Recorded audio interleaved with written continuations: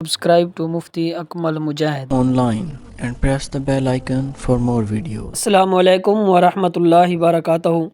محمد احسان فاضل پور سے سوال کرتے ہیں کہ کیا ناپاکی کی حالت میں سحری کرنا جائز ہے یا ناجائز ہے؟ اسی طرح ناپاکی کی حالت میں عورت کے لیے کہ وہ ناپاکی کی حالت میں سحری بنا سکتی ہے یا نہیں بنا سکتی، اس بارے میں رہنمائی فرمائیں۔ بہت ہی اچھا سوال پوچھے گئے ہیں۔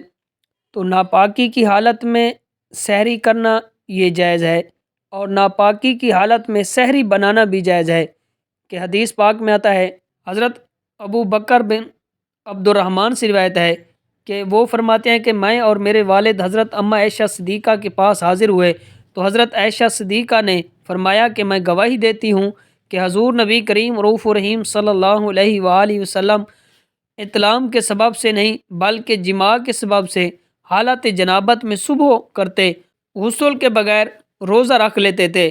پھر ہم دونوں حضرت ام سلمہ کے پاس گئے تو انہوں نے بھی یہی جواب دیا۔ بخاری شریف کی حدیث پاک ہے۔ تو اس سے پتہ چلا کہ اگر انسان رات کو ناپاک ہو جائے یا ہم بستری کرنے کی وجہ سے وہ ناپاک ہو گیا اور صبح اٹھا تو سحری کا وقت تھا، اور سحری اگر وہ اتنی وقت اس کے پاس تھا کہ اگر وہ غسل کرتا ہے تو سحری کا وقت ختم ہو جاتا ہے، تو سب سے پہلے اسے یہ کرنا چاہیے کہ پہلے وہ کلی کر کے سحری کرے، روزہ رکھے، اس کے بعد غسل کرے۔ اسی طرح کہ عورت کے لیے بھی کہ اگر وہ ناپاکی کی حالت میں صبح کرتی ہے تو پھر اس کے لیے یہ ضروری ہے کہ وضو کر کے وہ سحری تیار کرے، اس کے بعد سحری تیار کرنے کے بعد روزہ رکھ کر اس کے بعد غسل کرے، کیونکہ اس نماز سے پہلے غسل کرنا ان کے لیے لازمی ہے، ضروری ہے۔